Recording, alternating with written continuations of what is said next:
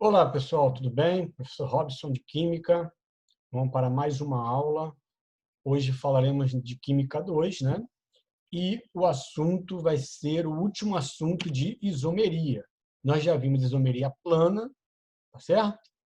Aquela que nós temos vários tipos, né? Isomeria de função, de cadeia, de posição. Depois nós vimos a isomeria geométrica, onde nós definimos, né, as condições para que acontecessem o isômero geométrico. E nós vemos agora a isomeria ótica, certo? A isomeria geométrica é aquele que nós tínhamos, né, o carbono formando dupla, e os ligantes desse carbono com dupla tinham que ser diferentes, né? Se esses ligantes fossem iguais do mesmo lado, seria cis, e se fossem em lados opostos, seria trans. Nós fizemos alguns exercícios, e hoje nós vamos para a isomeria ótica. Então, a isomeria ótica, nós temos aqui, para começar, o curioso caso do limoneno. Então, nós temos aqui, ó, fragrância de limão, fragrância de laranja. Veja bem, ó, a fórmula, né? A fórmula molecular aqui é a mesma, muda a posição espacial, né, dos átomos. Isso, só essa mudança de posição espacial já faz toda a diferença, né? Aqui a fragrância de limão e aqui a fragrância de laranja, só pela mudança espacial dos elementos. Tudo bem? Então, isso acontece muito, tem um caso muito famoso na isomeria ótica, que é a talidomida, né? Que é um remédio utilizado para enjoo de grávidas, né? E o que aconteceu? Nós temos dois isômeros ópticos desse medicamento, sendo que um isômero ele realmente tirava o enjoo, né? E o outro acabava causando uma formação congênita no feto. Então, os fetos nasciam com sérios problemas, simplesmente por uma mudança, né, espacial dos átomos na molécula. Ok? Então, nós temos aqui objetos simétricos e assimétricos. Então, a imagem da mão direita é igual à da mão esquerda. E a mão direita e a mão esquerda não são idênticas, né? A gente não consegue colocar, né, uma em cima da outra, não bate ali, elas não são superponíveis. Então, isomeria ótica. Então, a molécula do ácido lático, né, cuja forma estrutural e modelo molecular estão apresentados a seguir. Veja só, esse aqui é o ácido lático, a fórmula estrutural, e aqui a fórmula apresentada aqui, fórmula em bastão, né? Então, nós temos uma molécula assimétrica quiral, a gente já vai ver o que é molécula assimétrica e quiral. Então, aqui, ó, os dois isômeros óticos do ácido lático. Ó, eles no espelho, eles são idênticos, mas se eu colocar um em cima do outro ali, eles não vão se encaixar. Ok? Então, conceitos básicos. Para a gente entender a isomeria ótica, primeiro nós vamos falar de luz natural ou luz polarizada. O que é luz natural? Então, é um conjunto de ondas eletromagnéticas que vibram em vários planos perpendiculares à direção da propagação do feixe luminoso. Então, nós temos aqui a representação de uma luz natural, ela é não polarizada, ok? Então, nós temos aqui, ó, vários planos de vibração, representação de Fresnel. Então, a luz polarizada é um conjunto de ondas eletromagnéticas que vibram ao longo de um único plano. Então, ó, a luz polarizada já mudou completamente. Nós temos uma representação aqui de luz polarizada. Então, nós tínhamos vários planos, né? Agora nós temos um único plano. Então, o que eu posso fazer para polarizar a luz? Então, eu tenho uma luz aqui natural. Olha só como é que ela é representada. Eu vou colocar um prisma, tá certo? Essa luz vai passar por esse prisma, que tem essa iluminação aqui, ó, bálsamo do Canadá, né, o prisma do Nicol. Então, ele vai passar por esse prisma e eu vou ter, ó, o raio extraordinário, que é a luz polarizada, e uma outra representação do raio ordinário, luz polarizada. Então, ó, é um único plano. Nós temos aqui a representação da luz polarizada através da luz natural. Então, ó, olha só o que acontece aqui. As substâncias são capazes de provocar um desvio do plano da luz polarizada. Então, olha só o que vai acontecer. A luz natural vai passar pelo polarímetro, essa luz ela vai ficar polarizada, vai passar por uma substância, e existem substâncias que desviam essa luz polarizada, ok? Então, se eu desviar essa luz, voltando aqui, se eu desviar essa luz para o sentido direito, aqui, ó, está desviando para a direita, essa substância vai ser chamada de destrógena. E se a luz for desviada para a esquerda, essa substância vai ser chamada de levógena. Então, essas substâncias possuem atividade ótica. Então, as substâncias que desviam a luz polarizada têm atividade ótica. Ok? Então, essa luz pode ser desviada para a direita ou para a esquerda. Então, ó, as formas de estrógeno e levógena, que correspondem a uma imagem da outra, formam os antípodas ópticos ou enantiomorfos. Então, quando a gente estiver trabalhando com isomeria ótica, ele vai perguntar assim, ó, qual das opções tem enantiômeros? Então, enantiômeros são os isômeros ópticos, são aqueles que desviam a luz polarizada.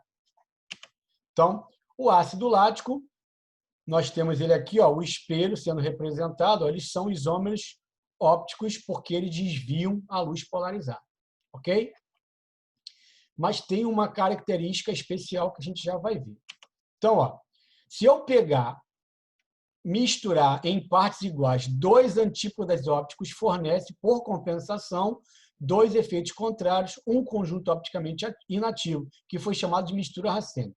O que é isso? Se eu pegar uma quantidade de destrógeno, de um isômero destrógeno, e colocar com a mesma quantidade do isômero levógeno, então, como um desvia um ângulo para a direita, outro desvia um ângulo para a esquerda, quando eu misturo os dois, esse ângulo vai ser o quê?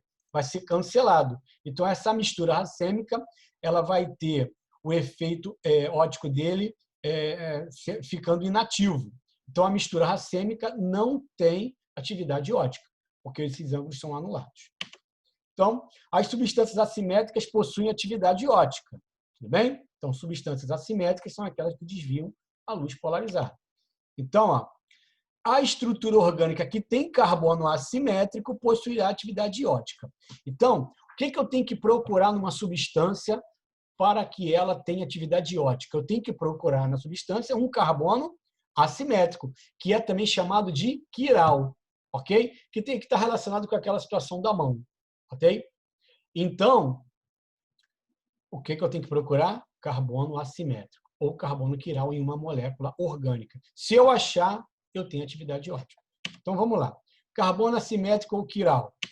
Então, é o átomo de carbono que possui 4 ligantes diferentes entre si. Então, se eu achar numa molécula orgânica um carbono que faz 4 ligações diferentes, eu tenho ali um carbono assimétrico ou quiral. Então, ó, olha só esse caso aqui. Eu tenho aqui esse composto orgânico. Ó, esse carbono, o primeiro carbono aqui, ó, tem hidrogênio e hidrogênio iguais. Já esse outro carbono, ó, hidroxila, o H é diferente do H, que é diferente do Cl, que é diferente desse outro composto aqui, porque é do composto todo, tá? Não é só do carbono, não. É do CH3 aqui. Então, como esse carbono faz 4 ligações diferentes, eu tenho um carbono assimétrico quiral. Esse composto aqui tem atividade óptica. Formam 2 isômeros, um destrógeno, um que desvia a luz para a direita e outro que desvia a luz para a esquerda. Então, nós temos ali a representação do carbono assimétrico. Então, como o composto tem carbono assimétrico, ele apresenta atividade óptica. Então, vamos fazer uns exercícios para a gente praticar. Então, na estrutura abaixo, quando se substitui o R por alguns radicais, o composto adquire atividade óptica. Qual dos itens indica corretamente esses radicais? Então, para ter atividade óptica, pessoal, eu tenho que achar um carbono assimétrico. Esses 2 carbonos aqui da ponta não tem como, né? Porque esse aqui tem mais de um hidrogênio e aqui tem 2 oxigênios. Agora, esse carbono aqui tem como? Porque ó, aqui tem um CH3, aqui tem um COH. Esses 2 R's aqui tem que ser diferentes para que eu tenha atividade óptica. Então, vamos lá. Letra A, metil e etil. Se eu colocar um metil aqui, vai ser igual a esse CH3. Esse CH3 é um metil, certo?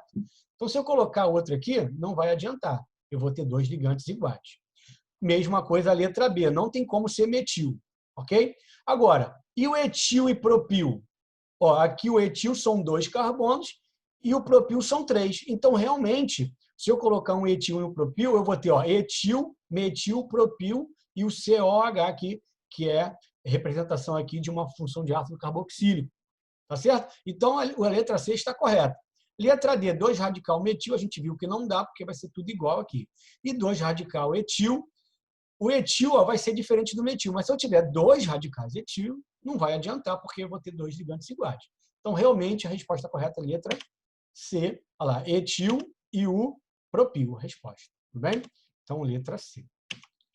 Questão número 2. Em 2 frascos tem-se 2 substâncias, cujas moléculas são representadas pelas estruturas A e B. Então, nós temos estrutura A e B. Essas estruturas representam enantiômeros. O que são enantiômeros? São isômeros óticos. Então, para eu saber se esses 2 substâncias aqui eles são enantiômeros, ou seja, são isômeros óticos, o que eu tenho que procurar aqui? Um carbono assimétrico, certo? Então, será que aqui eu tenho um carbono assimétrico? Ó, esse carbono aqui está ligado a um hidrogênio, um OH, cara, e 2 CH3, 2 radicais metil. Então, como eu tenho 2 iguais, esse aqui não é um carbono assimétrico. Então, essa estrutura representa enantiômeros? Não. Questão número 3 é o mesmo tipo de questão. Ele quer saber se eu tenho enantiômeros aqui. Olha só esse carbono. Né? Um é espelho do outro, né?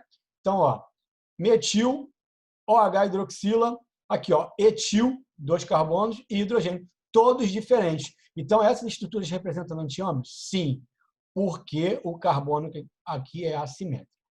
Ok?